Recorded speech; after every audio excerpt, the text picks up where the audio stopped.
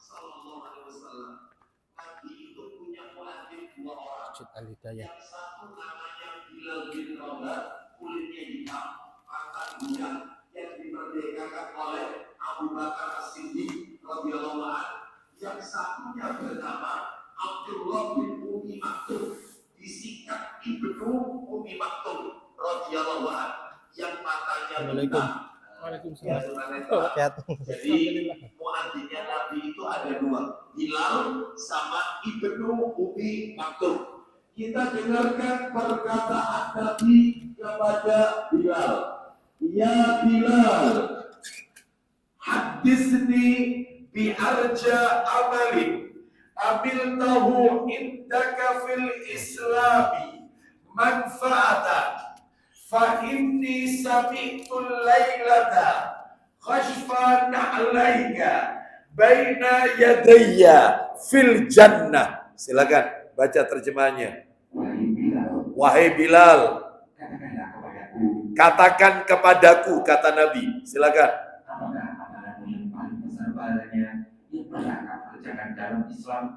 Karena tadi malam aku mendengar sandalmu di dalam surga. Nah, wahai Bilal, katakan kepadaku suatu amal yang paling engkau harapkan manfaatnya dari apa yang telah engkau perbuat dalam Islam. Kenapa? Karena sesungguhnya tadi malam, Nabi cerita ini, tadi malam aku mendengar suara sandalmu di depanku di dalam surga. Orangnya masih hidup, sandalnya sudah terdengar di surga. Masya Allah. Bilal ini orangnya masih hidup, belum wafat.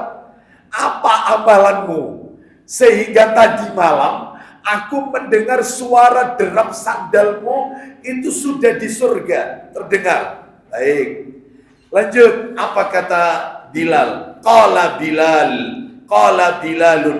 Apa kata Bilal? Ma amiltu amalan fil islami arja indi manfaatan min anni. Silakan. Kemudian Bilal menjawab, Apa kata Bilal? Wahai Rasulullah, Wahai Rasulullah, sungguh saya tidak mengerjakan amalan perbuatan yang paling besar pahalanya dalam Islam selain saya. Stop, pelan-pelan dulu. Aku tidak pernah melakukan satu perbuatan pun di dalam Islam yang paling besar yang aku harapkan manfaatnya. Tapi belum titik ini, masih koma. Bilal melanjutkan, la atau toharu tuhuran. Lah di sini yang bikin beda.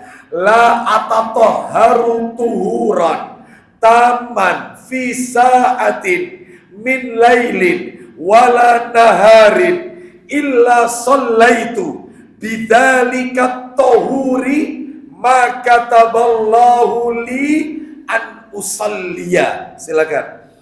Selain saya bersuci dengan sempurna, baik itu pada waktu malam ataupun siang hari. Ya, aku tidak punya amalan apa-apa yang paling bermanfaat di dalam Islam, yang paling besar, kecuali aku selalu berwudu dengan wudu yang sempurna. Entah itu malam hari, entah itu siang hari, melainkan lanjut. Lalu dengannya saya mengerjakan sholat selain sholat yang telah diwajibkan Allah kepada saya. Jadi intinya dia ini setiap kali habis wudu sholat 2 rakaat.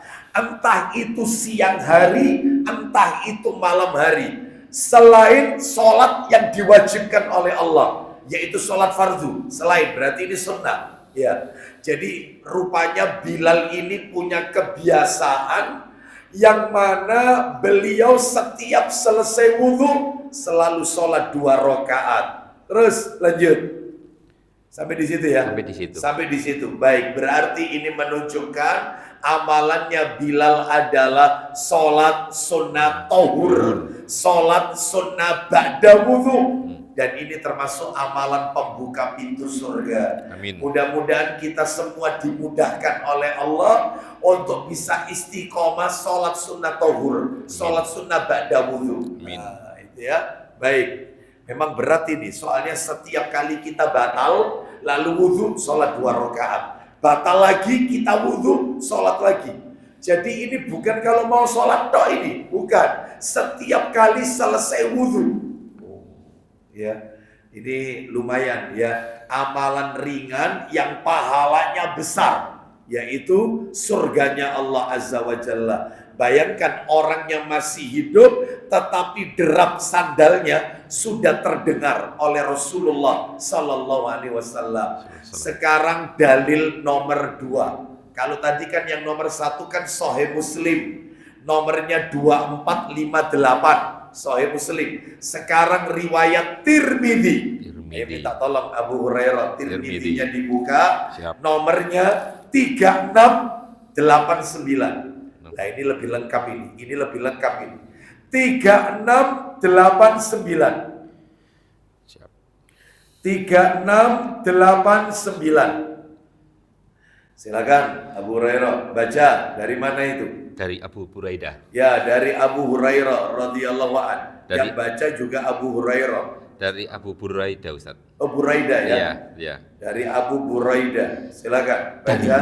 Dari Abu Buraidah radhiyallahu an, dia berkata, Ya. pada suatu pagi Rasulullah sallallahu alaihi wasallam memanggil Bilal, lalu beliau bersabda, Ketika pagi hari Nabi memanggil Bilal. Lalu Nabi berkata kepada Bilal, "Ya Bilal, bima sabaqtani ilal jannati ma dakhaltul jannata." Ya, qattu illa sami'tu. Ya. Khashkhashataka amami dakhaltul bariha al jannah. Fasami'tu khashkhashataka amami. Silakan. wahai Bilal, Ya, dengan apa kau mendahuluiku ke surga? ulang lagi. Wahai Bilal, dengan apa engkau mendahuluiku ke surga? Dengan amalan apa engkau mendahuluiku ke surga? Sebab Tidaklah aku masuk ke surga sama sekali kecuali aku mendengar derapan sandalmu di hadapanku. nah, tidaklah aku ketika masuk ke dalam surga, Allah masukkan aku ke dalam surga. Ini ketika peristiwa Isra Mi'raj ya. Ternyata aku sudah mendengar suara derap sandalmu. Apa amalanmu sehingga engkau mendahului aku berada di surga? Apa amalanmu? Lanjut. Faqala Bilal. Silakan. Tadi malam aku masuk ke surga, lalu aku mendengar derapan sandalmu. Lalu aku mendatangi istana emas yang tinggi dan menjulang. Aku pun bertanya, untuk siapakah ini? Untuk siapa istana ini? Lanjut. Mereka, para malaikat menjawab, Untuk siapa istana yang ada di surga itu? Silakan. untuk seseorang dari bangsa Arab. Terus. Aku berkata, aku orang Arab. Aku orang Arab. Apakah istana ini untuk aku? Lanjut. Untuk siapakah istana ini? Lanjut. Mereka menjawab, Apa kata malaikat? untuk seorang laki-laki dari umat Muhammad. Ya. Aku berkata, aku Muhammad, untuk siapakah istana ini? Aku Muhammad. Untuk siapa? Nabi pengen tahu. Siapa pemilik istana yang mewah ini di dalam surga? Ini kejadiannya peristiwa Isra Mi'raj ya. Karena Nabi kan dimasukkan ke dalam surga. Lanjut teruskan. Apa yang terjadi? Mereka menjawab, Apa kata para malaikat? untuk Umar bin Al-Khattab. Untuk Umar bin Khattab radhiyallahu anhu. Masya Allah ya. Orangnya masih hidup, Masya Allah. istananya sudah ada. Masya Sampai Nabi tanya, nah, malaikat menjawab, ini untuk salah seorang dari umatmu bangsa Arab. Masya Aku orang Arab Masya dan aku Muhammad. Masya Iya. Siapa? Ternyata dijawab untuk Umar bin Khattab radhiyallahu anhu. Masya Allah. Terus ceritanya Bilal belum kelar. Cerita Bilal. Teruskan. Maka Bilal berkata, Apa kata Bilal? Kenapa ketika Nabi saat Isra Mi'raj sudah mendengar derap sandalnya Bilal? Kalau tadi istananya Umar, ini sandalnya Bilal. Apa amalannya? Silakan. wahai Rasulullah, Nah ini poinnya. Wahai Rasulullah, ya Rasulullah, ma'adzantu qattu illa sallaitu rak'ataini. Silakan. wahai Rasulullah, tidaklah aku mendengar azan, melainkan setelah itu aku menunaikan sholat sunnah 2 rakaat.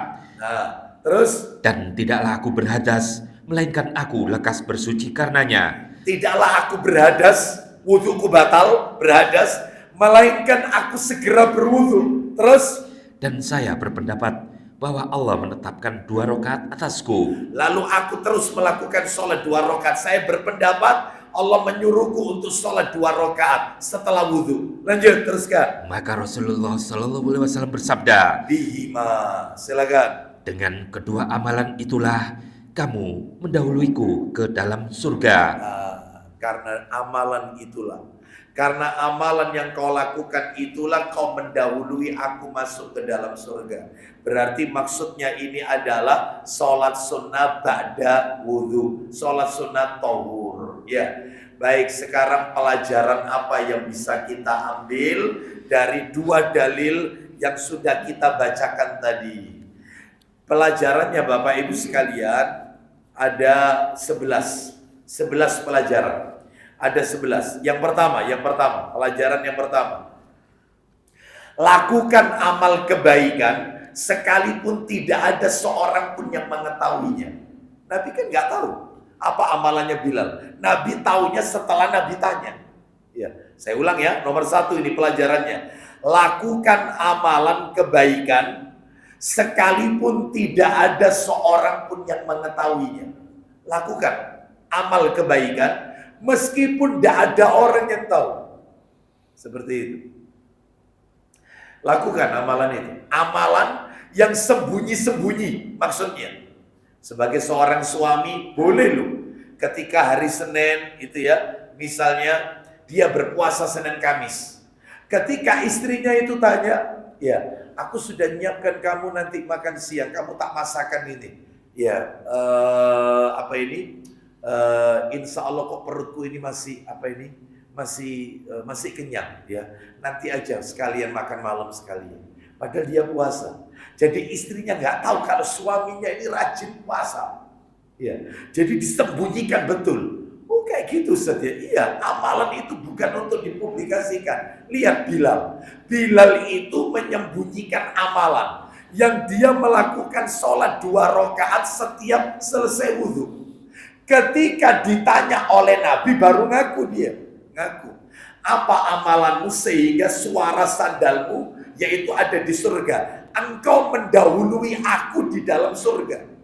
Karena tadi malam aku dimasukkan Allah ke dalam surga. Ternyata aku mendengar derap sandalmu. Apa amalanmu? Ya jujur dia mengatakan, aku tidak pernah meninggalkan setelah aku berhadas, aku batal wudhuku, aku ambil air wudhu, lalu aku sholat. Dan seterusnya begitu. Batal wudhu lagi.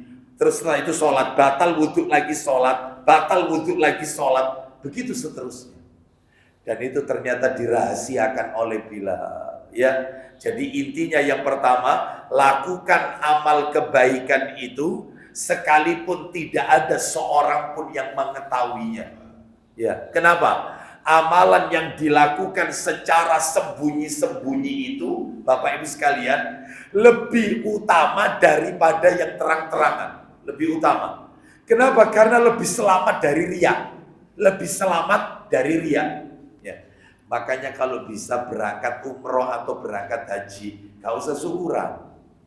Gak usah syukuran, nanti pulangnya baru syukuran. Itu yang benar. Jadi tidak ada tuntunan mau berangkat haji tasyakuran. Nggak ada. Nanti setelah haji, setelah umroh, syukuran. Itu ada, boleh. Walimatul haji, walimatul safar, boleh. Adapun mereka yang akan menunaikan haji syukuran dulu, maka ini akan nanti terkontaminasi dengan riya. Apalagi ada beberapa jamaah itu sebelum berangkat, itu di belakang namanya dikasih gelar CH. Apa CH itu? Calon haji. Nanti habis haji, dihapus CH-nya, pindah ke depan. H titik siapa? Kalau tidak dipanggil Pak Haji, tak mau noleh. Minimal dipanggil Abah dan Umi. Kalau dipanggil Abah noleh. Kalau dipanggil namanya, tak mau noleh. Dan ini realita ini terjadi. Ya. Padahal ini gelar haji ini adalah tipu dayanya Belanda dulu. Ya. Jadi Belanda pinter. Belanda ingin tahu dia, ya mereka-mereka yang sudah keluar dari Indonesia, sempat berinteraksi dengan orang-orang di luar Indonesia, maka cara untuk mengetahuinya gimana? maka dipasanglah gelar itu, haji. Jadi mereka yang berangkat haji pada waktu musim penjajahan dulu, itu mereka sama Belanda dikasih gelar itu supaya tahu ya bahwasanya mereka yaitu telah berinteraksi dengan orang di luar Indonesia. Lah kok kita malah ketagihan dengan gelar tersebut? Nggak usah, nggak perlu ya. Bahkan di dalam riwayat nggak ada Haji Abu Bakar, ya, Haji Umar bin Khattab, ya, Haji Utsman bin Affan, nggak ada. Nggak perlu gelar ini ya. Baik, kita lanjutkan. Mana dalilnya? Amalan itu dilakukan kalau bisa tanpa seorang pun yang tahu. Kalau bisa sembunyi-sembunyi, itu lebih utama daripada yang terang-terangan. Saya kasih 2 dalil. Coba dibuka dalilnya, suratnya nomor 40 Al-Mu'min. Surat nomor 40 Al-Mu'min. Ayatnya ayat 19. Al-Mu'min ayat 19. Surat nomor 40 Al-Mu'min. 40 Al-Ghafir. Surat Ayatnya ayat 19. Surat 40 Ustaz. Surat nomor 40 kan? Ghafir kan? Ghafir, ya. Ya, sama dengan Al-Mu'min, sama. Nomor. Al-Mu'min atau Al-Ghafir sama saja. Nomor. Ayat 19. Allah Ta'ala berfirman, kita dengarkan. يعلم خائنة الأعين وما تخفي الصدور. Silakan, kita dengarkan. Dia mengetahui pandangan mata yang berkhianat Terus. dan apa yang tersembunyi dalam dada. Jadi Allah itu tahu apa yang terbesit dalam hati kita. Makanya dalam hal ini dirahasiakan saja amalan itu. Allah mengetahui apa yang ada dalam hati kita. Ya.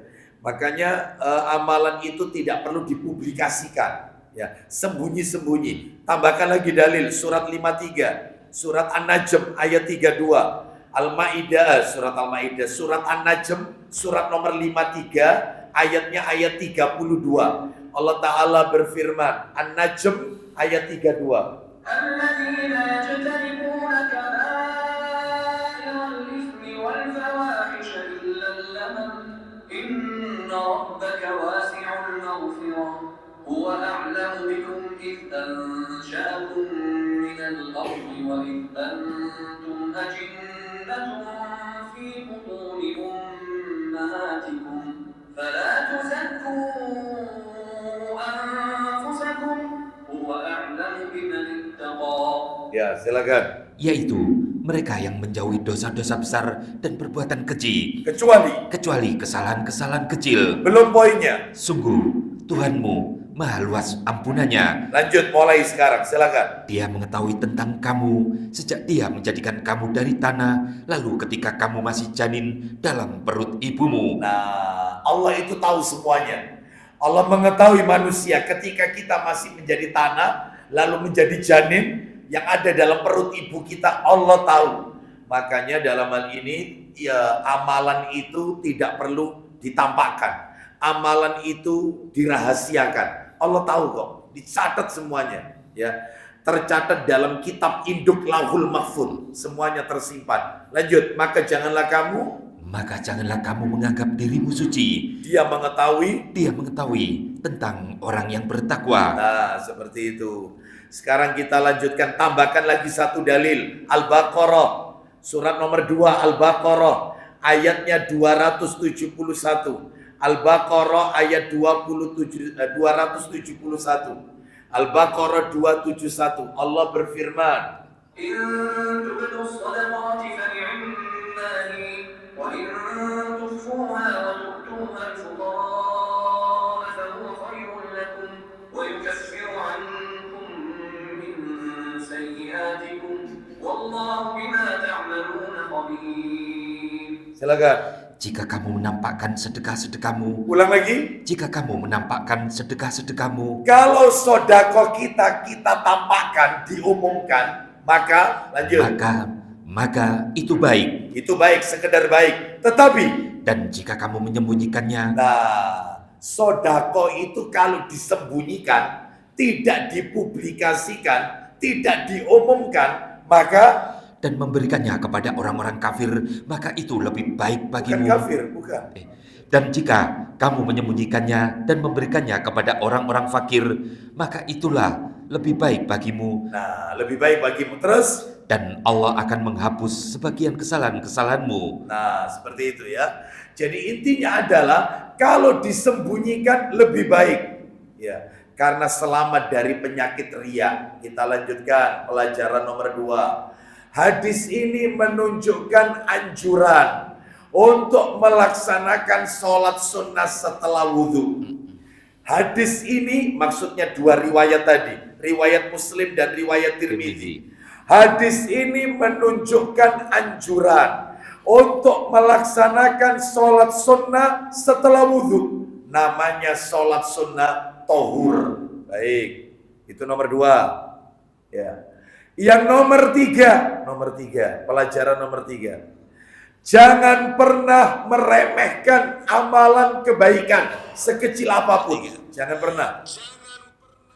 Jangan pernah meremehkan amalan kebaikan sekecil apapun. Jangan. Termasuk sholat sunnah ba'da wudhu ini. Jangan pernah diremehkan. Ya. Kadang mungkin orang itu meremehkan, nah ini kan cuma sunnah, ini kan tidak wajib. Sunnah itu kan kalau dikerjakan kan dapat pahala, kalau tidak dikerjakan kan tidak berdosa. Salah. Yang benar adalah cara memahami sunnah itu, kalau dikerjakan mendatangkan pahala, jika ditinggalkan rugi besar. Makanya jangan meremehkan amalan kebaikan sekecil apapun. Mana dalilnya? Tulis dalilnya untuk pelajaran nomor 3 ini. Sahih Targhib wa Tarhib jilid 5. Sahih Targhib wa Tarhib dibuka jilid 5. Nomornya nomor 2682. Sahih Targhib wa Tarhib. Biasanya disingkat jamaah apa itu? STWT ya. Sahih Targhib wa Tarhib. Jilidnya jilid 5. Nomornya 2682 dari Abu Dzar radhiyallahu an, dia berkata, silakan. Dari Abu Dzar radhiyallahu an, dia berkata, Rasulullah sallallahu alaihi wasallam telah bersabda. Kita dengarkan isi sabdanya 2682. Nih, saya bacakan ya teksnya. Ya. Rasulullah sallallahu alaihi wasallam bersabda, la tahqiranna minal ma'rufi syai'an walau antalqa akhaka biwajhin taliqin. Silakan. Janganlah kamu meremehkan kebaikan sedikit pun. Ulang lagi. Janganlah kamu meremehkan kebaikan sedikit pun. Jangan meremehkan kebajikan sekecil apapun. Jangan. Terus. Walaupun kebaikanmu itu hanya berupa kamu bertemu dengan saudaramu dengan wajah berseri. Meskipun kebaikan itu berupa wajah berseri di hadapan saudara kita. Ya, senyum kita kepada saudara kita ganjarannya besar, Bapak Ibu sekalian. Makanya jangan diremehkan. Termasuk sholat sunnah ba'da wudhu 2 rakaat. Ini kalau dikerjakan kan tidak sampai 5 menit, Bapak Ibu sekalian. Mungkin cuma 2 menit. Ayatnya pun bebas setelah Al-Fatihah. Bahkan boleh pakai surat favorit kita. Boleh. Rakaat pertama inna a'toina kal kautsar. Rakaat kedua kul huwallahu ahad. Bebas. Ya. Ustadz, saya rakaat pertama kul a'udzu birabbin nas. Ya, saya bagi 2. Ya. Rakaat pertama kul a'udzu birabbin nas, malikin nas, ilahin nas. Allahu akbar. Ruku. Rakaat kedua min syarril waswasil khannas alladzi yuwaswisu fi sudurin nas minal jinnati wan nas. 3 ayat. Gak apa-apa. Boleh. Ya, boleh. Jadi gak berat kok. Makanya jangan meremehkan sholat sunnah ba'da wudhu. Sekarang saya lanjutkan pelajaran nomor 4. Pelajaran nomor 4. Nah ini ya, mulai meruncing ini. Pelajaran nomor 4. Allah Subhanahu wa ta'ala yang memperbesar balasan suatu amalan. Allah Subhanahu wa ta'ala yang memperbesar balasan suatu amalan. Allah Subhanahu wa ta'ala yang memperbesar balasan suatu amalan. Setelah Allah mempermudah hambanya untuk beramal. Saya ulang ini ya. Allah Subhanahu wa ta'ala yang memperbesar balasan suatu amalan setelah Allah mempermudah hamba untuk beramal. Ya. Mana dalilnya? Dalil silakan bisa dibuka, yaitu dalam kitab Sahih Targhib wa Tarhib. Ya, Sahih Targhib wa Tarhib. Nomor hadisnya adalah nomor hadis. Ya, sebentar. Kita akan tunjukkan. Nomornya jilid 2, Sahih Targhib wa Tarhib. 856. 856 Sahih Targhib wa Tarhib. Jilidnya jilid 2. Silakan baca dari Abu Hurairah radhiyallahu an. Silakan. Dari Abu Hurairah radhiyallahu an, dia berkata, Rasulullah sallallahu alaihi wasallam, beliau bersabda. Perhatikan Bapak Ibu sekalian, kita nggak boleh meremehkan amalan, bahkan amalan itu ganjarannya akan diperbesar oleh Allah Subhanahu wa taala setelah orang itu diberi kemudahan oleh Allah dalam beramal. Ulang lagi dari Abu Hurairah. Dari Abu Hurairah radhiyallahu an, dia berkata, Ya. Rasulullah sallallahu alaihi wasallam, beliau bersabda, Isinya langsung. barang siapa yang bersedekah seberat 1 biji kurma. Stop. 1 biji kurma. Berapa sih beratnya 1 biji kurma? Pernah tahu kurma kan? Berapa beratnya? Ulang lagi. Barang siapa? Barang siapa yang bersedekah seberat 1 biji kurma. 1 biji kurma. Terus lanjut. Dari penghasilan yang baik. Asalkan penghasilannya halal lo ya. Jangan hasil korupsi, hasil bunga bank, hasil riba disodakokan. Ini hasil dari rizki pekerjaan yang halal. Meskipun 1 butir kurma. Lanjut. Dan Allah tidak menerima kecuali yang baik. Maka Allah menerimanya dengan tangan kanannya. kemudian apa yang akan Allah lakukan? 1 butir kurma itu. Silakan. Kemudian dia menumbuhkannya untuk pemiliknya, sebagaimana salah seorang dari kalian merawat anak kudanya sehingga dia menjadi seperti gunung. Lu bayangkan, Allah yang memperbesar pahala seseorang. Awalnya sodako 1 butir kurma dari penghasilan yang halal. Asalkan dia ikhlas karena Allah, tidak ada tendensi 1 butir kurma itu bisa diperbesar oleh Allah sampai seperti gunung. Masya Allah. Makanya jangan meremehkan amal kebaikan. Amin. Termasuk 2 rakaat ba'da wudhu. Allah yang akan memperbesar. Sampai-sampai Bilal, yaitu suara sandalnya terdengar di surga. Ya, ini menunjukkan keutamaan daripada sahabat Bilal radhiyallahu anhu. Ya, padahal Bilal ini Bapak Ibu sekalian mantan budak, kulitnya hitam legam. Ternyata yang namanya penduduk surga itu ya tidak harus selalu orang Arab, enggak. Bilal itu bukan orang Arab, Ethiopia. Bilal itu orang Habasyah, Ethiopia kalau sekarang, Habasyah, ya. Yang namanya penduduk surga tidak harus orang Arab. Yang namanya penghuni surga tidak harus anak cucu Rasul. Ya. Habib, enggak. Ya. Jadi kalau mereka mengklaim bahwasanya kami anak cucu Rasul, surga ada di tangan kami, ya. Siapa yang ingin masuk surga harus mencium tangan kami, maka ini kesalahan besar, ya. Kesalahan besar. Buktinya Bilal yang bukan anak cucu Rasul, bukan keturunan Nabi, bahkan kulitnya hitam legam, mantan budak, suara sandalnya tok sudah terdengar di surga. Nah, baik. Jadi ini menunjukkan kepada kita bahwasanya katanya para alim ulama, kalau orang itu masuk surga karena nasab, orang itu kalau masuk surga karena nasab, maka selamatlah Abu Thalib, kafirlah Bilal. Selesai. Rumusnya ya, saya ulang ini kalimatnya, saya ulang ini. Andai kata orang masuk surga itu karena sebab nasab, maka selamatlah Abu Thalib dan Abu Lahab dan kafirlah Bilal. Karena Bilal nasabnya gak ketemu sama Nabi. Bilal. Sedangkan Abu Lahab ketemu Nabi. Abu Thalib ketemu, yaitu sama Nabi. Kak paman ini, paman. Abu Lahab pamannya Nabi, Abu Thalib pamannya Nabi. Ya. Ternyata masuk surga itu bukan karena nasab. Ternyata buktinya Abu Lahab tempatnya neraka, Abu Thalib matinya kafir. Bilal yang nasabnya nggak ketemu Nabi, sandalnya tok sudah terdengar di surga. Ya, makanya jangan terlalu mengagungkan nasab garis keturunan.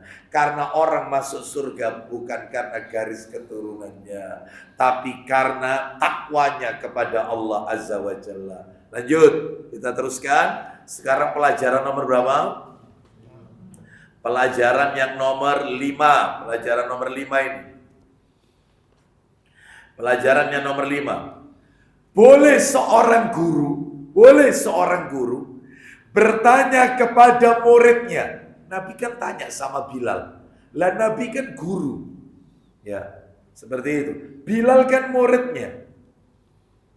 Nabi kan panutan umat, sang uswatun hasanah, akhlaknya paling agung.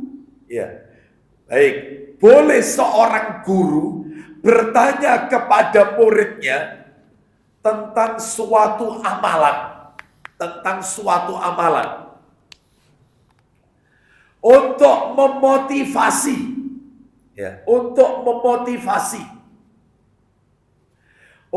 memotivasi dalam beramal. Boleh, nggak apa-apa.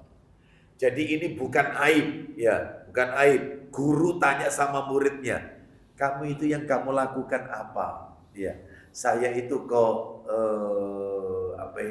senang lihat kamu melakukan itu, apa yang kamu lakukan, amalanmu apa, dan seterusnya. Maka Nabi pun juga bertanya kepada Bilal, apa amalanmu Bilal sehingga engkau mendahului aku di dalam surga. Ya. Jadi ini yang nomor 5. Dalilnya tadi pakai dalilnya dialognya Nabi dengan Bilal tadi. Nggak perlu kita ulang. Nomor 6. Yang nomor 6. Hadis ini menunjukkan tentang keutamaan sahabat Bilal. Hadis ini menunjukkan tentang keutamaan sahabat Bilal bin Rabah radhiyallahu anhu. Sekarang Bapak Ibu tak kasih tugas. Yang bawa HP, tolong HP-nya dipegang, tolong diketik, masuk ke Google atau Chrome ya. Baik, Anda ketik kisah perjuangan Bilal bin Rabah. Kisah perjuangan Bilal bin Rabah. Sudah Anda ketik? Sudah? Kalau sudah Anda ketik, Anda klik. Nanti Anda cari yang linknya kisahmuslim.com. Anda ketik dulu judulnya. Ya, kisah perjuangan Bilal bin Rabah. Tulisannya Rabah itu Rabah, R-A-B-A-H. Anda klik akan muncul link cari kisahmuslim.com. Ketemu ya? Anda simpan aja. Anda kirimkan ke pribadi, entah itu kemana gitu ya. Nah, nanti silakan dibaca di situ. Itu cerita tentang Bilal bin Rabah yang sesuai sunnah. Siapa beliau ini? Nama ayahnya, nama ibunya, ya. Beliau ini masuk Islamnya kapan?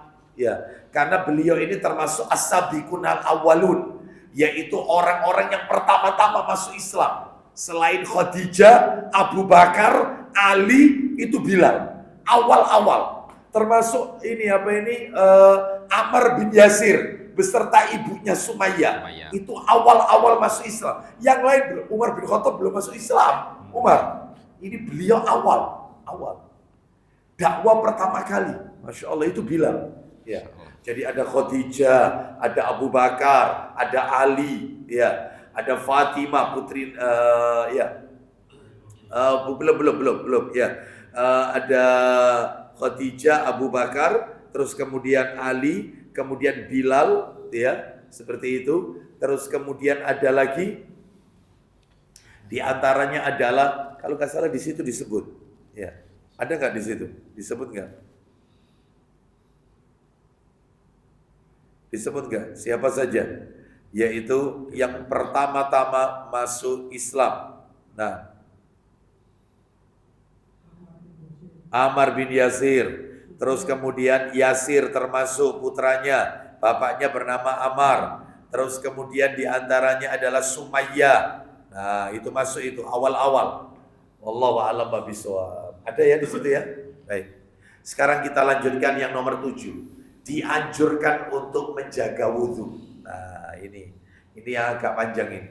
Dianjurkan untuk menjaga wudhu.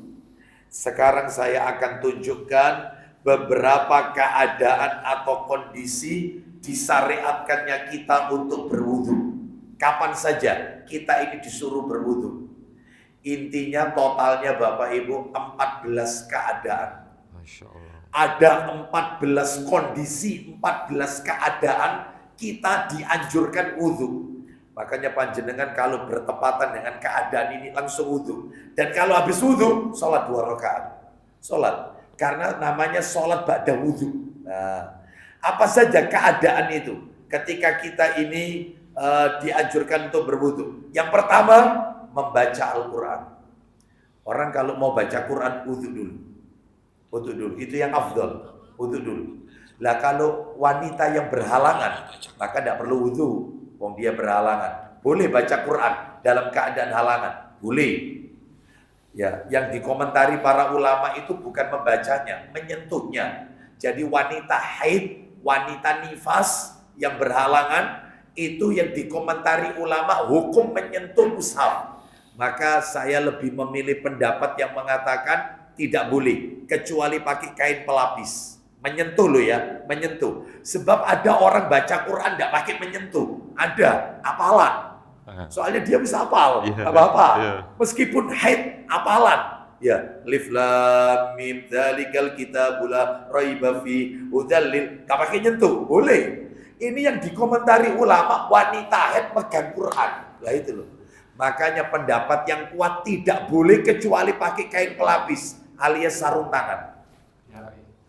Bagaimana? Ini mushaf. Bagaimana selain mushaf? Quran terjemah, tafsir Quran, apalagi aplikasi Quran di Android Anda. Maka ini bukan mushaf, gak apa-apa menyentuh. Yang tidak boleh Quran mushaf, kalau arti ini. Mushaf itu tidak ada artinya. Nah, itu mushaf. Kalau ada artinya itu terjemah. Nah, Quran terjemah. Ya, baik. Makanya mohon maaf ya Bapak Ibu kalau mau beli Quran, Bapak Ibu ya yang tidak ada artinya ya, yang tidak ada artinya, carilah yang polos. Quran Madinah itu polos. Jangan kemudian beli Quran. Nah ini Quran Madinah ini Quran Madinah, ini polos ini ya. Dalamnya tidak ada, ini polos saja. Nah ini ketika nyentuh ini ya harus wudhu dulu atau orang yang suci. Adapun wanita haid nggak boleh ya, baik. Adapun ada Quran itu yang tidak ada artinya, tapi di situ sudah ada warna-warnanya. Dikasih warna merah bacaan idgham, dikasih warna hijau bacaan idhar, dikasih warna kuning bacaan ikhfa. Nggak boleh, nggak boleh itu. Karena Nabi pernah mengatakan salah satu tanda-tanda kiamat itu mereka menghias mushaf, nggak boleh. Mewarnai mushaf, nggak boleh. Meskipun tujuannya baik untuk memudahkan baca Quran, tajwidnya bisa bagus. Maka kalau bisa, tulis di kertas sendiri aja. Apalagi ibu-ibu yang belajar taksin, itu mungkin dibimbing sama ustadznya. Ayah bu, ini bacaannya apa? Mangkan atau man, ini bacaan apa? Nun mati ketemu mim, apa bacaannya? Ditulis di pinggirnya Quran. Gak boleh, haram. Tidak boleh ada tulisan apapun di mushaf. Nggak boleh. Tolong di kertas tersendiri aja. Dia coret-coret nggak boleh. Lah ini tidak. Yang penting stabilo. Seret. Loh. Ya apa? Stabilo merah, stabilo hijau. Jangan. Kalau Anda kepingin menulis ini yang penting atau apa? Ustaz lah kalau gini Ustaz, tak kasih tanda. Apa itu namanya kertas kecil yang ditempelkan itu? Saya itu bacaan saya sampai mana? Post-it. Ya, bagaimana ini? Boleh, apa-apa. Cuma sekedar itu aja. Tapi jangan ada tulisan-tulisan yang lain. Ya, baik. Jadi kalau tafsir Quran tidak masalah wanita haid menyentuh. Kenapa? Karena antara ayat sama penjelasan ayat lebih banyak penjelasan ayatnya ketimbang ayat Qurannya. Makanya termasuk baca majalah As-Sunnah, majalah Al-Furqan. Itu kan mesti ada ayat Qurannya. Gak apa-apa karena ini bukan mushaf dan ini cuma cuplikan ayat Quran tapi penjelasannya sangat banyak. Gak apa-apa ini. Ini yang dikomentari ini harus berwudu, upayakan wudu mushaf. Membaca Al-Quran mushaf. Mana dalilnya Ustaz? Orang kalau baca Quran itu wudu dulu. Mana dalilnya? Dalilnya surat Al-Waqiah. Surat nomor 56 Al-Waqiah. Ya. Surat Al-Waqiah ini biasanya juga surat yang favorit juga. Ya. Itu bersanding dengan Yasin. Ya, sama surat Ar-Rahman. Nah, itu ya. Itu biasanya. Katanya bisa melancarkan rezeki. Oh, itu ya. Baik. Kita lihat Al-Waqiah ayatnya ayat 77 sampai 79. Surat Al-Waqiah, surat nomor 56 Al-Waqiah, ayatnya 77 sampai 79. Allah Ta'ala berfirman, Al-Waqiah 77 sampai 79. Allah berfirman, Innahu laqur'anun karim Fi kitab. fi kitabin maknun Terakhir, la yamassuhu illa al-mutahharun. loh intinya di akhir itu. Silakan Abu Hurairah. Dan ini sesungguhnya Al-Quran yang sangat mulia. Ini sesungguhnya Quran yang sangat mulia. Lanjut. Dalam kitab yang terpelihara Lauh Mahfuz, Terakhir. tidak ada yang menyentuhnya selain hamba-hamba yang disucikan. Loh, itu harus suci. Nomor 1. Nomor 2. Kapan kita disuruh wudhu, disyariatkan wudhu. Nomor 2. Mau tidur wudhu. Mana dalilnya mau tidur wudhu? Buka Sahih Bukhari. Nomornya 247. Bukhari 247. Mau tidur itu wudhu dulu Bapak Ibu. Wudhu dulu 247, atasnya 239. Siap. Betul ya? Betul. Ayo dibaca dari Al-Barrah bin Azib radhiyallahu an. Silakan. Dari Al-Bara' bin Azib radhiyallahu an berkata, Ya, Nabi SAW beliau bersabda, isinya. jika kamu mendatangi tempat tidurmu, maka wudulah. Ulang lagi. Jika kamu mendatangi tempat tidurmu, maka wudulah. Berwudhulah sebagaimana Wudu untuk sholat. Nah, kalau mau tidur wudhu dulu. Bahkan Bapak Ibu ada keterangan tambahan, riwayat yang lain. Orang itu kalau mau tidur dalam keadaan suci, maka Allah utus satu malaikat yang menyelinap di balik selimut atau pakaian orang itu. Masya Allah. Setiap kali kita bergerak-gerak dalam tidur, kan orang tidur itu kan ini tidak harus satu posisi aja. Terkadang dia miring ke kanan, terkadang dia terlentang, terkadang miring ke kiri. Setiap kali dia menggerakkan tubuhnya, malaikat yang menyelinap di balik selimut atau bajunya itu berkata, Allahumma gfirlahu, Allahumma arhamhu. Ya Allah, ampuni dosanya orang ini. Rahmati orang ini ya Allah. Itu pentingnya mau tidur wudhu dulu. Lah kemarin ada yang tanya, ibu-ibu yang tanya, saya ini Ustadz kalau mau tidur wudhu, malah gak bisa turu Ustadz. Karena kena air, gak bisa wudhu, gak bisa tidur. Terus siapa? Oh. Ya apa ini? ya silakan Anda wudhu, ya nunggu garingnya dulu. Biar kering dulu, terus Anda tidur gitu loh Bu ya. Seperti itu. Baik. Jadi tolong sunnah ini jangan dipersulit gitu loh ya. Kadang-kadang manusianya yang mempersulit. Ya. Baik, mau tidur wudhu. Nomor 3, kapan kita disyariatkan wudhu? Nomor 3, sebelum mandi janabat. Sebelum mandi besar. Karena kita kalau mau mandi besar, mandi janabat, termasuk mandi hari Jumat untuk laki-laki, mau Jumatan kan mandi besar. Atau setelah setelah mimpi basah, atau setelah melakukan jima, kan kita mandi besar. Maka wudhu dulu itu, wudhu terus kemudian setelah itu mandi. Mana dalilnya? Sahih Bukhari yang tadi tinggal geser Geser nomor 249. 249. Betul, 249. Atasnya 241. Siap. Dari Ummul Mukminin Maimunah radhiyallahu anha. Silakan. Dari Ummul Mukminin Maimunah radhiyallahu anha, istri Nabi sallallahu alaihi wasallam, beliau berkata, Silakan. Nabi sallallahu alaihi wasallam berwudu sebagaimana wudunya untuk sholat, Terus, kecuali kedua kakinya. terus. Beliau lalu mencuci kemaluan dan apa yang terkena kotoran atau mani. Nah, seperti itu ya.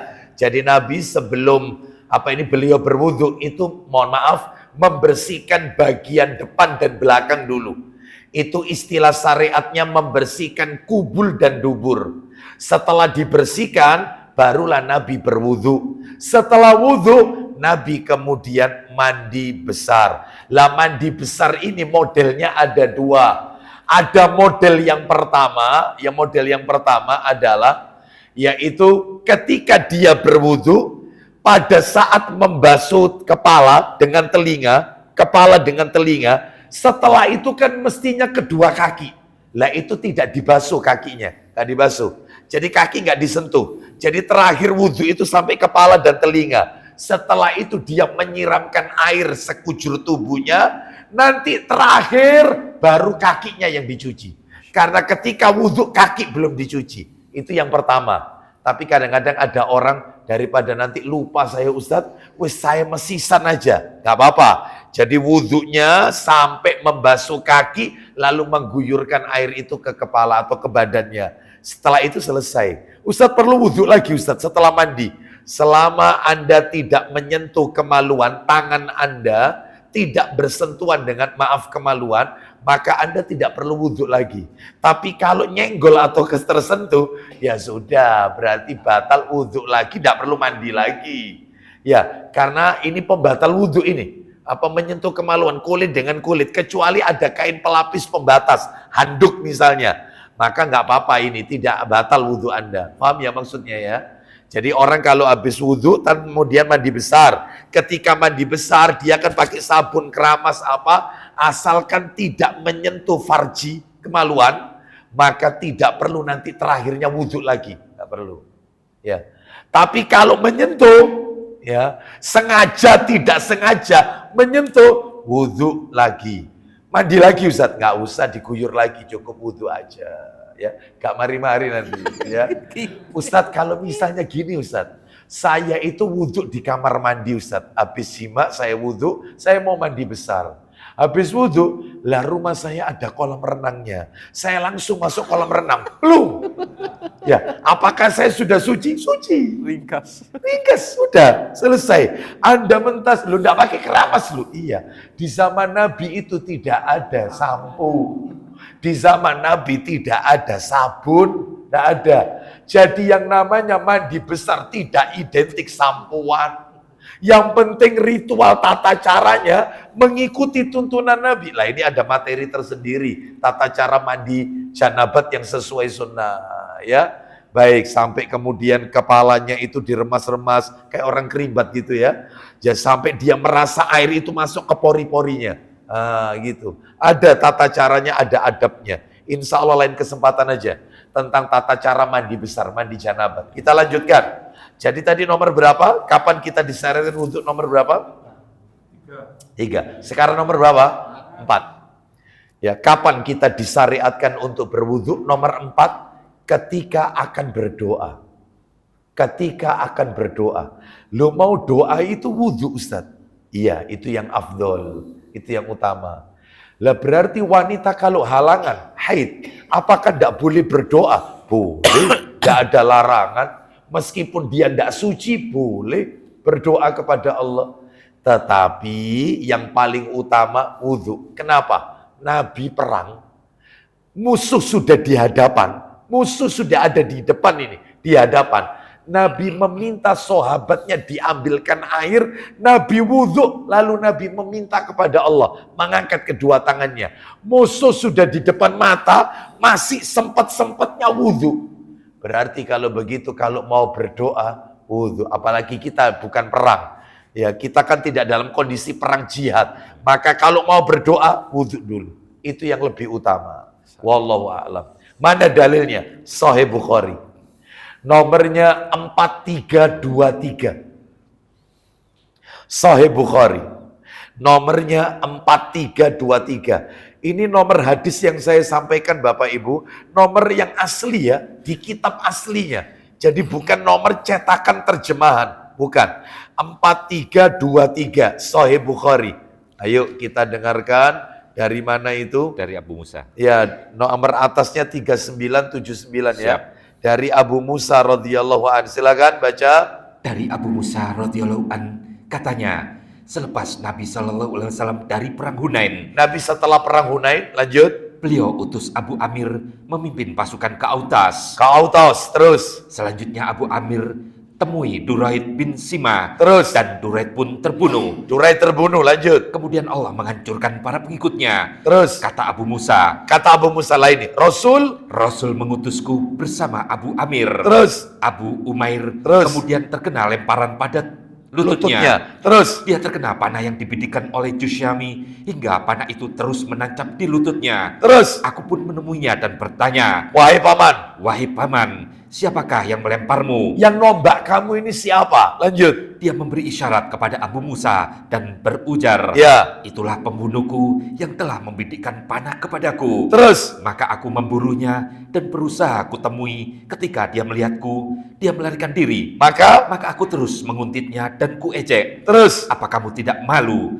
Tidak bisakah engkau bertahan? Ya, masa kamu jadi orang pengecut? Hadapi aku. Lanjut teruskan. Dia pun bertahan. Kami pergantian menebas dengan pedang 2 kali sabetan, yang selanjutnya aku berhasil membunuhnya. Akhirnya aku berhasil, kata Abu Musa. Lanjut. Kemudian kukatakan kepada Abu Amir, Nah, Allah telah membunuh kawanmu. Abu Amir kemudian berujar, "Tolong cabutlah panah ini dariku." terus. Maka aku mencabutnya sehingga lukanya mengalirkan air. Maksudnya darah. Terus. Kata Abu Amir, "Wahai anak saudaraku, sampaikanlah salam kepada Nabi Sallallahu Alaihi Wasallam dan sampaikan, mintakanlah ampunan untukku." Mintakan aku ampunan kepada Allah. Sampaikan kepada Nabi. Berarti boleh Ustadz ya, minta doanya orang supaya kita diampuni oleh Allah. Boleh. Tawasul kepada orang yang masih hidup. Dungakno aku ya. Mudah-mudahan dosaku diampuni. Boleh. Tapi orangnya masih hidup. Yang tidak boleh itu tawasul kepada orang yang telah mati. Itu tidak boleh. Itu syirik. Ya. Misalnya saudara kita saat ini pergi haji kan. Meskipun sekarang berangsur-angsur balik ke tanah air. Kita nitip doa boleh. Doakan aku ya. Sertakan namaku dalam doamu. Boleh. Terus lanjut silakan. Dan Abu Amir menjadikanku sebagai komandan para sahabat. Dia masih Dia masih bertahan beberapa saat kemudian wafat. wafat. Terus. Aku pun pulang dan kutemui Nabi Sallallahu Alaihi Wasallam di rumahnya, di atas tempat tidur yang terbuat dari pelepah kurma beralaskan kasur, dan pelepah kasurnya membekas di punggung dan pinggangnya. Terus. Kusampaikan kepada beliau segala berita kami dan juga berita Abu Amir yang menyampaikan pesan. Sampaikan kepada Rasulullah, mintakanlah ampunan untukku. Lalu apa yang Nabi lakukan? Nabi meminta air. Nabi meminta air. Mau mendoakan ampunan ini, Nabi meminta air. Terus. Dan beliau berwudu. Kemudian. Kemudian beliau tengadahkan kedua tangannya dan berdoa, Allahumma gfir li Ubaid Abi Amir. Silakan. "Ya Allah, berilah ampunan untuk hambamu yang lemah, Abu Amir." Nah, seperti itu ya. Jadi kalau mau berdoa, wudhu dulu. Sebagaimana Nabi SAW melakukan itu. Yang nomor 5, kapan kita dianjurkan wudhu? Ketika akan sholat. Ketika akan sholat, jelas. Kalau mau sholat ya wudhu. Kalau mau sholat, wudhu dulu. Baik. Ketika akan sholat, sholat fardu maupun sholat sunnah. Mana dalilnya? Sahih Muslim. Ya, dari tadi kan Bukhari terus, sekarang Muslim. Sahih Muslim nomornya 224. Sahih Muslim nomor 224. Ya. Atasnya 329 ya. Siap. Nomor aslinya 224. Ayo dibaca.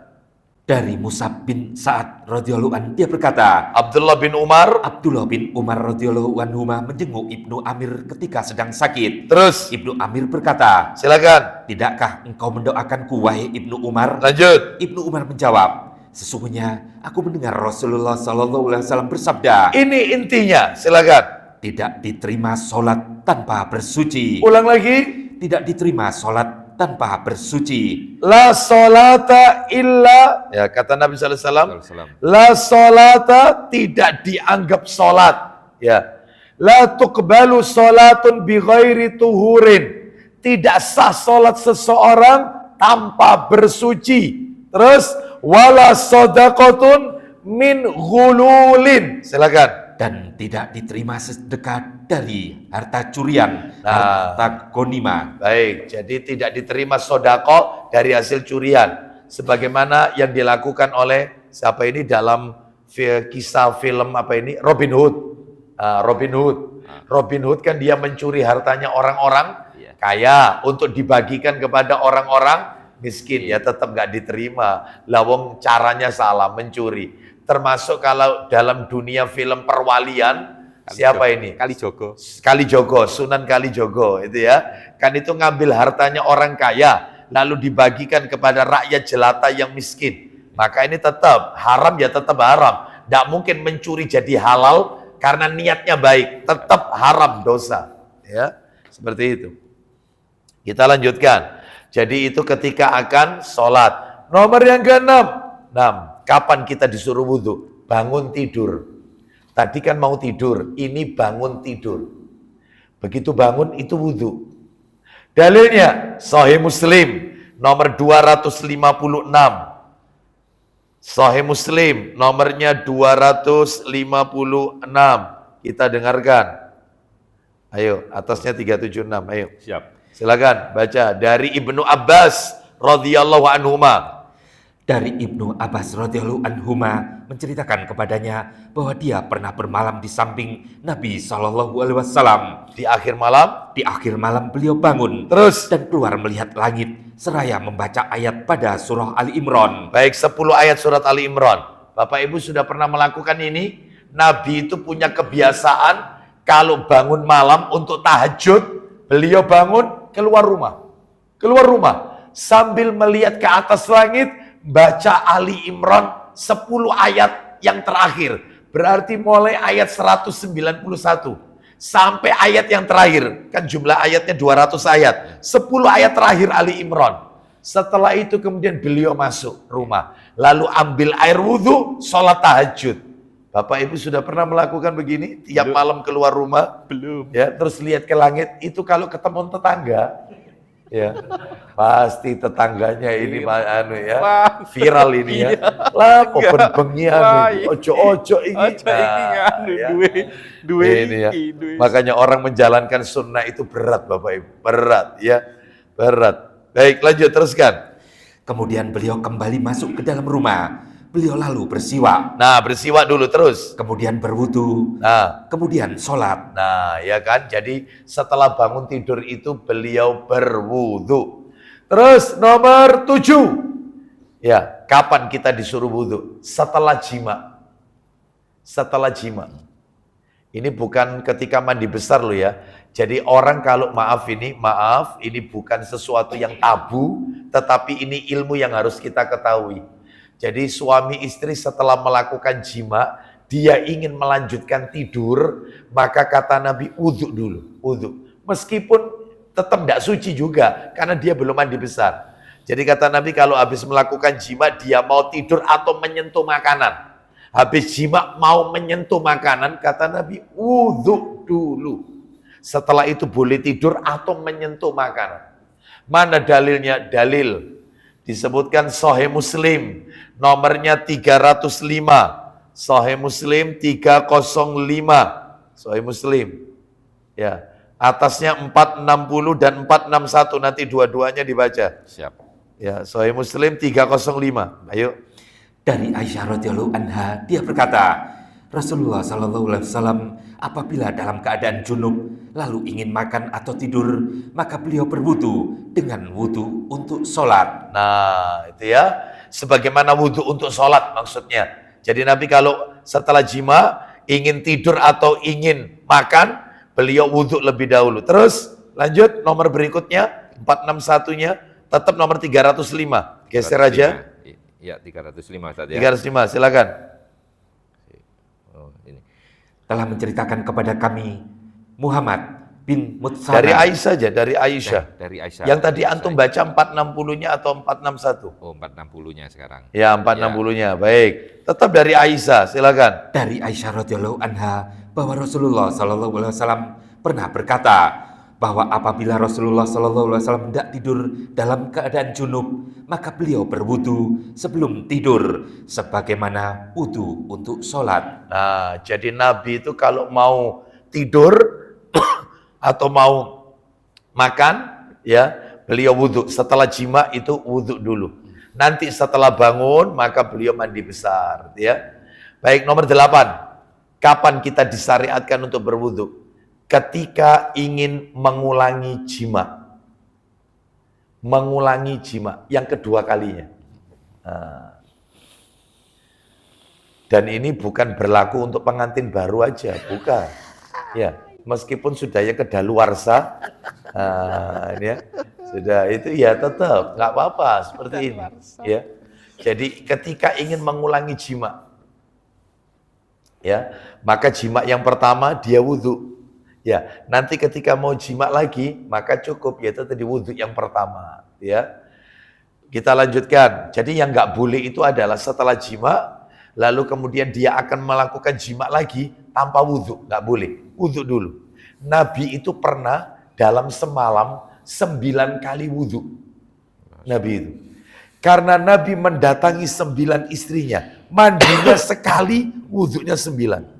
Jadi Nabi mendatangi istri yang pertama, dijima. Setelah itu wudhu, ke rumah istri yang berikutnya. Ini dalam semalam loh. Dijima, wudhu lagi. Setelah wudhu, ke rumah istri yang lain. Dijima, wudhu lagi. Totalnya 9, terakhir setelah wudhu Nabi mandi besar. Oh, itu ya. Ya, gimana ini? Sunnah ini yang gimana ini ya? Satu aja. Ya. Anda enggak usah bingung terus mikir ikut jamu nih opo. Enggak usah. Ya. Anda kenapa mikir jamu dan seterusnya? Ya. Sudah, ini Nabi ini dikasih keistimewaan oleh Allah Azza wa Jalla. Ya, baik. Ustadz, kira-kira apa bisa kita seperti ini? Bisa. Nanti ketika di surga, kata Nabi, ada seseorang itu di surga, dia itu dalam sehari menjima bidadari itu 100 kali. Dan itu bukan satu bidadari, 100 bidadari. Masya Allah. Dalam sehari. Masya Allah. Nah, itu ya. Makanya kalau ada orang tanya ke saya, Ustadz, kalau saya itu punya hobi di dunia, hobi saya itu main bola, lah terus nanti saya masuk surga, apa saya bisa nanti meneruskan hobi saya? Bisa, apa yang Anda minta dikabulkan. Cuman masalahnya Anda bal-balan nabi sopo. Gitu loh. Ya. Karena semuanya sibuk sama bidadari. Siapa yang ajak Anda main ini siapa? Ya. Pemain yang kafir masuk neraka semua. Iya, pemain kafir masuk neraka semua. Kan gitu. Kita lanjutkan. Jadi itu apa ini yang poin ke berapa tadi? 8. Mana dalilnya? Dalilnya adalah Sahih Muslim 308. Tinggal geser aja. Astagfirullah. Sahih Muslim 308. Atasnya 466. Siap. Silakan. Dari Abu Sa'id Al-Khudri radhiyallahu an. Ayo. Dari Abu Sa'id Al-Khudri radhiyallahu an, dia berkata, Ya. Rasulullah sallallahu alaihi wasallam bersabda, Isi sabdanya, apabila salah seorang dari kalian menyetubuhi istrinya, kemudian hendak mengulanginya, maka hendaklah dia berwudu. berwudu dulu. Yang ke-9, ketika akan ke masjid. Jadi wudunya dari rumah. Ya, tadi pagi sudah saya singgung itu ya, kajian ba'da subuh tadi di Masjid As-Salam, Puri Kencanakara ya, tempatnya Pak siapa ini, wali kota ini ya. Pak Eri Cahyadi. Betul, ya Pak Eri. Ya. Jadi saya jelaskan bahwasannya kalau mau ke masjid itu wudhu dulu. Ya, wudhunya dari rumah. Mana dalilnya? Sahih Muslim nomor 666. Sahih Muslim nomor 666. Silakan dibaca. Muslim 666, silakan. Dari Abu Hurairah radhiyallahu anhu, dia berkata, Ya. Rasulullah sallallahu alaihi wasallam bersabda, Isinya. barang siapa bersuci di rumahnya, Nah, ya kan? Wudhunya di rumah, terus kemudian berjalan ke salah satu rumah Allah, masjid, Terus untuk melaksanakan kewajiban yang Allah tetapkan, maka kedua langkahnya, yang satu menghapus kesalahan, yang satu, dan satunya lagi meninggikan derajat. oh, itu ya. Setiap kali dia melangkah 2 langkah, langkahnya yang pertama menghapus dosa, langkahnya yang kedua mengangkat derajat. Itu istimewanya kalau ke masjid itu berjalan kaki, tidak berkendara, dan diawali wudhu dulu. Ya, dari rumah sudah bersuci. Sekarang lanjut nomor 10. Kan totalnya ada 14 ini. Nomor 10. Kapan kita ini disuruh berwudu? Saat menjenguk orang sakit. Jadi kalau sakit, ada orang sakit, wudu. Kalau mau menjenguk orang sakit, wudu. Mana dalilnya? Sahih Muslim. Nomornya 1616. 1616. 1616. Sahih Muslim. Sahih Muslim 1616. Ayo. Siap. Atasnya 3031 kan? 30-31 Ustaz ya. Ya. 30-31. Ya. Siap. Ada ya? Silakan dari Jabir bin Abdullah radhiyallahu an. Dari Jabir bin Abdullah radhiyallahu an berkata, Ya. saat aku sakit, Rasulullah Shallallahu Alaihi Wasallam dan Abu Bakar menjengukku dengan berjalan kaki. Loh, berjalan kaki jenguk terus. Dan saat itu aku sedang pingsan. Aku pingsan terus. Lalu beliau berwudu dan memercikkan air wudunya kepadaku sehingga aku pun sadar. Jadi sunnahnya itu kalau menjenguk orang sakit, kita berwudu, lalu sisa air wudu kita percikkan kepada orang yang sakit. Atau kita usapkan ke tubuhnya orang yang sakit. Itu bagian dari ruqyah Bapak Ibu, meruqyah. Tapi kalau bisa ya sesama jenis, ya Iya. laki-laki dengan laki-laki. Sudah tahu sudah. Jangan ustadznya sakit yang jenguk ibu-ibu. Ya, ustadz tak usap, ustadz ya waras. Sembuh. Ya, nggak bener ini. Ya. Jadi sesama jenis atau mahramnya, istrinya, itu ya anak perempuannya boleh. Dan tahu sunnah Ustaz. Ya, belum tahu sunnah soalnya. Iya, sudah tahu, kalau sudah tahu sunnah enak. Oh iya, kalau sudah tahu sunnah, kalau belum ya dikasih tahu. Ya, seperti itu. Sekarang kita lanjutkan nomor 11. Kapan kita disuruh wudhu? Setelah makan daging onta. Setelah makan daging onta. Lah kalau saya kemarin makan daging kambing Ustaz, daging sapi, apakah setelahnya saya wudhu? Nggak perlu. Nggak perlu, kalau habis makan daging kambing, nggak perlu wudhu. Habis makan daging sapi, nggak perlu. Yang wudhu itu kalau makan daging onta. Kenapa? Karena kandangnya onta itu sarangnya jin. Dikhawatirkan kita terkena pengaruh daripada jin. Makanya suruh wudhu. Makanya daging onta itu pembatal wudhu. Seperti Anda kalau kentut, mohon maaf, buang angin. Anda wudhu kentut, batal. Anda wudhu makan daging onta, batal wudhu Anda. Wudhu lagi. Pembatal wudhu, daging onta itu. Lah biasanya kalau kita umroh, itu salah satu menu masakan hotelnya, chefnya, itu biasanya daging onta yang disajikan. Kelihatan kok, teksturnya kelihatan, seratnya besar-besar kayak kerbau, ya, seratnya dan bau jelas, bau kelihatan. Kalau kambing nggak kayak gini, kalau onta kelihatan baunya menyengat. Nah itu ya, memang dagingnya empuk, enak memang, cuman batal wudhu Anda. Ya, wudhu lagi, ya. Sudah pernah minum susu onta? Kalau minum susu onta Ustaz, batal wudhu enggak? Ini bukan dagingnya, susu onta. Yang saya tahu pendapatnya para ulim ulama adalah dalilnya termasuk susu onta, pembatal. Susu onta. Anda minum susu onta batal. Ya. Kalau bisa minum susu onta itu ada di kandangnya onta. Ya. Itu lebih mengena gitu loh, ya. Karena luar biasa baunya Bapak Ibu sekalian ya. Luar biasa ya. Dekat aja luar biasa baunya. Lah ini langsung ngambil ya. Orang-orang Arab Badui itu kalau kita lihat di peternakan onta, itu langsung diperes, langsung ngambil cintung, diambil dikasihkan ke kita. Wih, ya. Ya bismillah tok pokoknya ya. Bismillah. Ya. Lawang di sana itu, ya Allah, ya. Kalau ngomong masalah bismillah ini, saya ingat cerita. Sampai sekarang tidak pernah tak lupakan. Saya masuk ke salah satu supermarket yang ada di kota Mekah. Masuk supermarket, saya beli, ternyata tak lihat expirednya. Ya Allah, wisaulan expired ini, kok masih dijual. Saya ngomong sama pegawainya. Muhammad, tal. Ya. Ada tadi. Suf, ada tadi. Dilihat sama dia. La, bahasa. Qul bismillah insyaallah sehat. Selesai. Loh. Si. Katakan bismillah insyaallah sehat. Loh. Ya Allah. Ya, kayak gitu ya. Saya kalau itu tak inget-inget ya Allah. Nah ini juga gitu. Gak higienis ya. Susu onta langsung. Memang manfaatnya besar. Minimal pencuci perut. Jadi siap-siap habis minum susu onta, siap-siap ke belakang. Yang lama nggak ke belakang lancar jaya. Itu ya siap-siap. Ya. Wallahu a'lam bishawab. Tapi manfaat kesehatannya besar. Mana dalilnya? Buka Abu Dawud. Abu Dawud nomor 184 setelah makan daging onta. Abu Dawud nomor 184, 184. Dawud 108. Dari Al-Bara' bin Azib radhiyallahu an. Dari Al-Bara' bin Azib radhiyallahu an, dia berkata, Rasulullah sallallahu alaihi wasallam pernah ditanya tentang berwudu karena makan daging unta.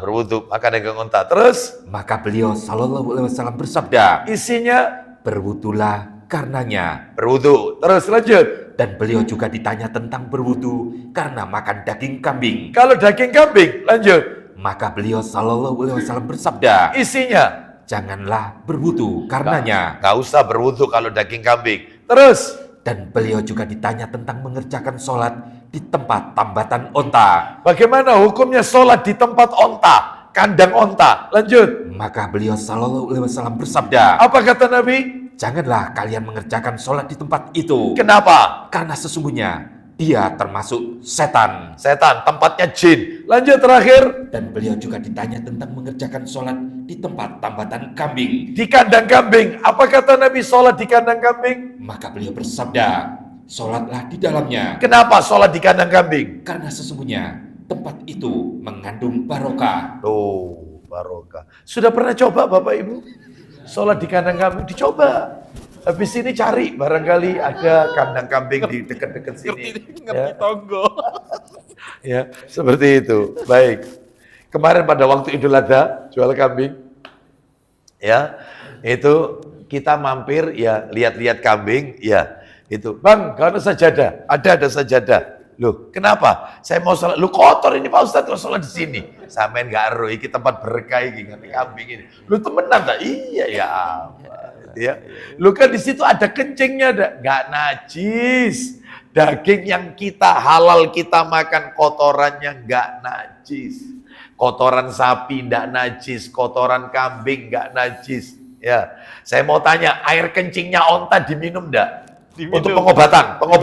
Diminum untuk pengobatan. Kencing onta, berarti kencingnya onta nggak najis. Buktinya diminum. Pokoknya hewan yang halal dimakan, kotorannya nggak najis. Lah kalau kotoran kucing Ustaz, nggak usah bahas, nanti insya Allah ada waktunya ya. Ini ya, perbedaan di kalangan pendapat para ulama. Ya, baik kita lanjutkan. Sekarang yang nomor 12. Ya, saat marah atau emosi. Jadi kalau kita lagi marah nih, emosi, ya, kepada seseorang atau mungkin sama istri, kita lagi marah, maka wudu. Itu bisa meredakan. Nabi yang mengatakan, dan ini dalilnya disahihkan oleh sebagian ulama. Silakan dibuka Abu Dawud. Diketik nomornya 4784. 4784 dari Atiyah radhiyallahu an. Laki-laki ini Atiyah ini. Dari Atiyah Ustaz ya. Ya, 4784. 4784. Ya, atasnya 4152 kan? Siap. Betul, silakan baca. Dari Atiyah. Dicari. Dari Atiyah. Abu Wail menemui Urwah bin Sadilah berkata, dan kami Abu Wail al-Qas, ia berkata Ustaz. Iya. Ayo cepet dikit. Dari Abu Wail al-Qas, dia berkata, kami masuk menemui Urwah bin Muhammad As-Sa'di. Lalu ada seorang laki-laki berbicara dengannya hingga membuatnya murka.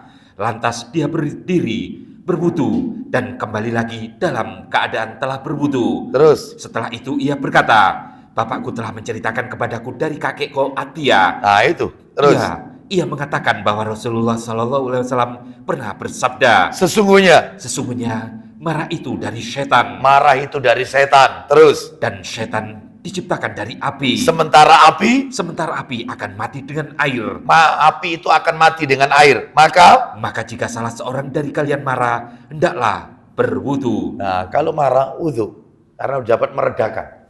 Baik, terus yang nomor 13. Ya, setelah muntah.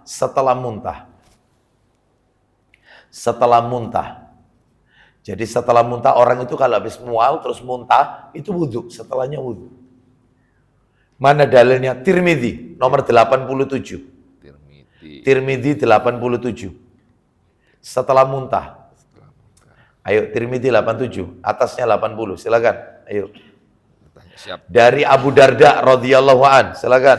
Dari Abu Darda radhiyallahu an, dia berkata, aku bertemu dengan Sauban di Masjid Damaskus. Aku kabarkan hal itu kepadanya. Maka dia pun berkata, Ya. Benar. Bahkan akulah yang menuangkan air wudhu kepada beliau. Seperti itu, Ustaz. Ya, teruskan. Abu Isa berkata, Ishaq bin Mansur berkata, Ma'ad bin Tolha. Abu Isa berkata, sedangkan Ibnu Abi Tolha lebih sahih. Abu Isa berkata, tidak hanya satu orang ulama dari kalangan sahabat Nabi SAW.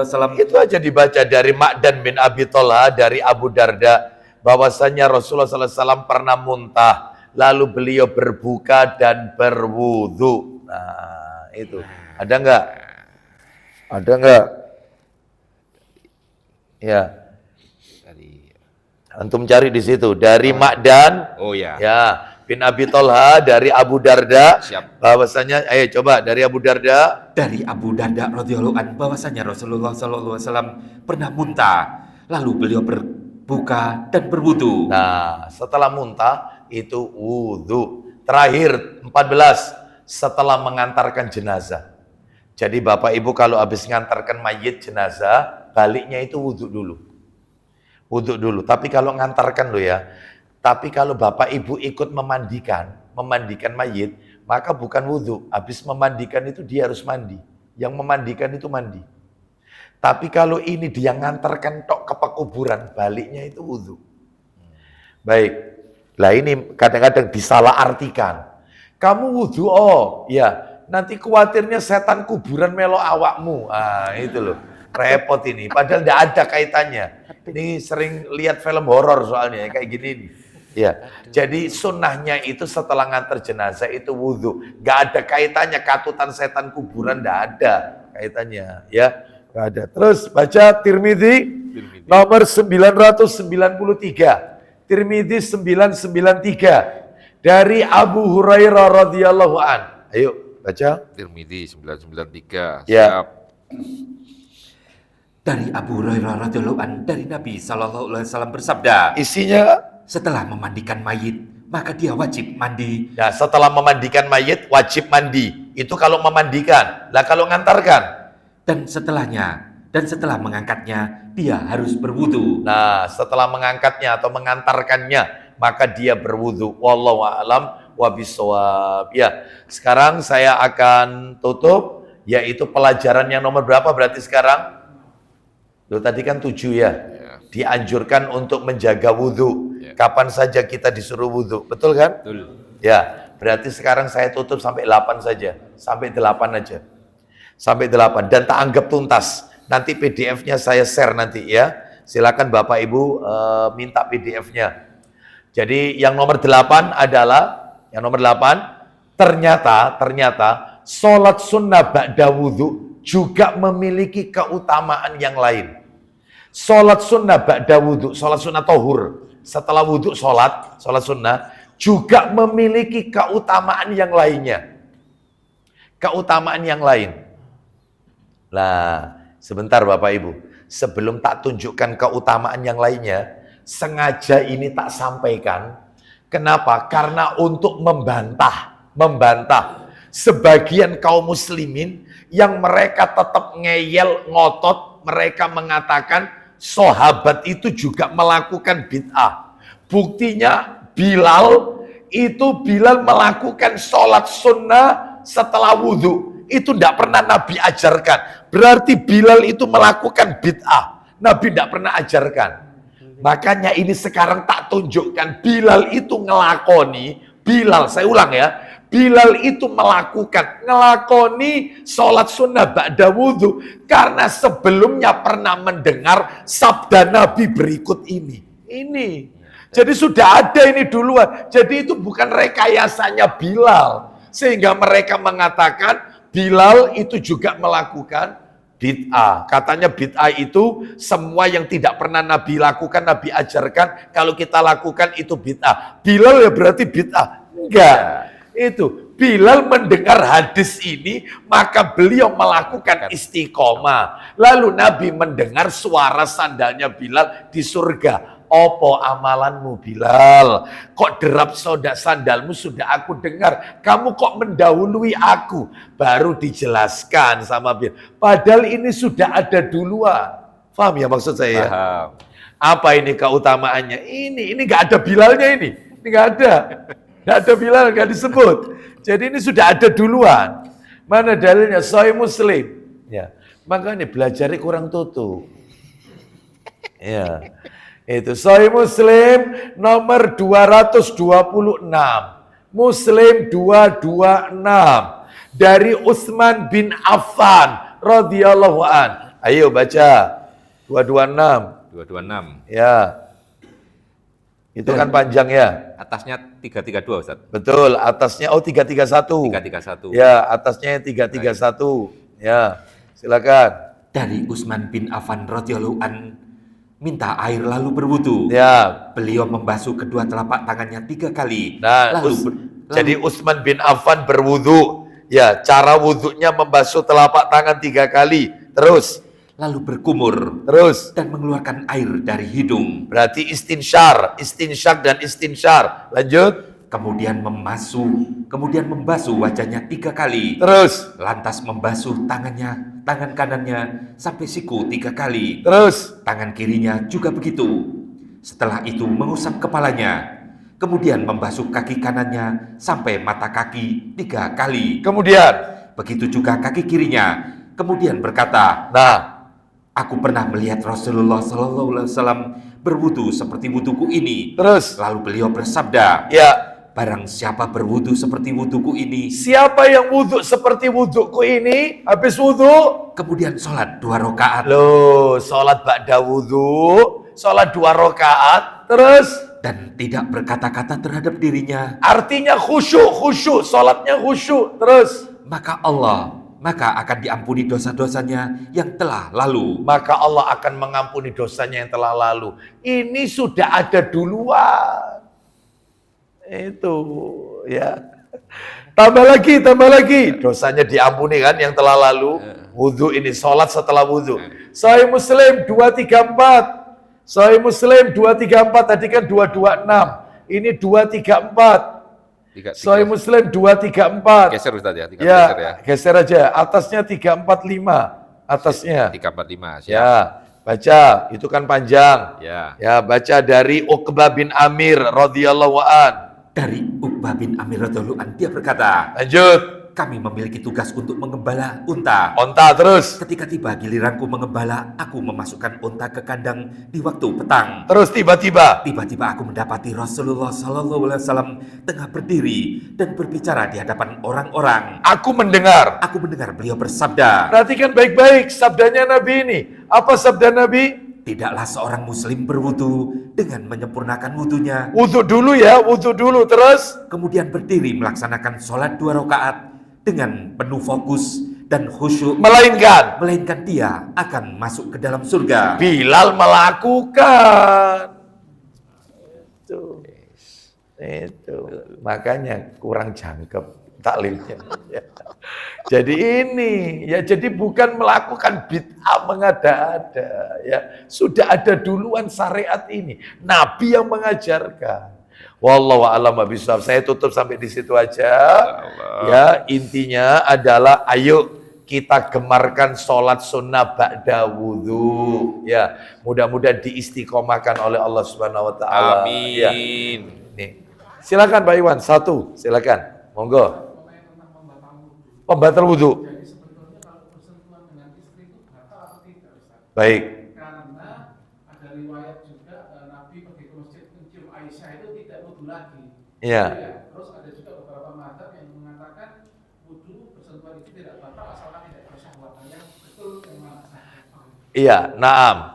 Itu jadi apakah bersentuhan dengan istri atau wanita, baik ajnabi maupun wanita mahram, itu membatalkan wudhu? Ya, maka para alim ulama memang berbeda pendapat. Ya, perbedaannya itu adalah pada kalimat firman Allah, lamastumun nisa, yaitu menyentuh wanita. Pendapat yang paling kuat, yang roji adalah tidak membatalkan wudhu. Tidak membatalkan wudhu. Ya, cuman sekadar bersentuhan, bersenggolan. Ya, adapun yang membatalkan wudhu itu adalah jika menyentuhnya itu didasari dengan syahwat. Nah, ini ya. Apalagi kalau sudah syahwat kan berarti dia akan mengeluarkan madhi. Madhi itu najis. Makanya harus wudhu lagi. Nah, dia kalau mani itu tidak najis. Yang najis itu madhi. Madhi itu keluar karena adanya rangsangan. Makanya disuruh wudhu lagi. Itu. Wa iyyakum wa jazakallahu khair. Gak apa-apa. Termasuk misalnya kita wudhu melihat istri kita. Atau istri kita wudhu melihat kita suami lagi lepas pakaian. Boleh Ustadz, melihat suami, maaf ini bukan tabu ya, suami telanjang, istrinya habis wudhu dilihat, gak apa-apa, gak apa-apa. Termasuk sebaliknya juga begitu, gak apa-apa. Yang penting bukan pandangan syahwat ya. Seorang suami juga begitu, habis wudhu ingin ke masjid mencium kening istrinya, istrinya nolak, loh ojo kok kan batal, ya. Lah terus aku harus pegang siapa? Ya. Ya, makanya pentingnya istri dua itu kan gini. Ada satu yang bisa dipegang gitu loh ya. Aneh juga, gak apa-apa. Ada ndak wanita yang begini? Ojo aku hati ini sholat, ojo disentuh. Aku sholat mari wudhu, ojo disentuh. Loh ya tambah tak. Tambah dirangkul aja Bapak Ibu ya. Ini siapa? Aturannya sih nggak apa-apa, boleh. Bahkan Nabi pun juga mencium Aisyah radhiyallahu anha. Wallahu a'lam bishawab. Demikian kita tutup dengan kafaratul majelis karena mengingat waktunya. Semoga menjadi tambahan ilmu yang bermanfaat. Wassallallahu ala nabiyyina wa ala alihi washabihi wasallam.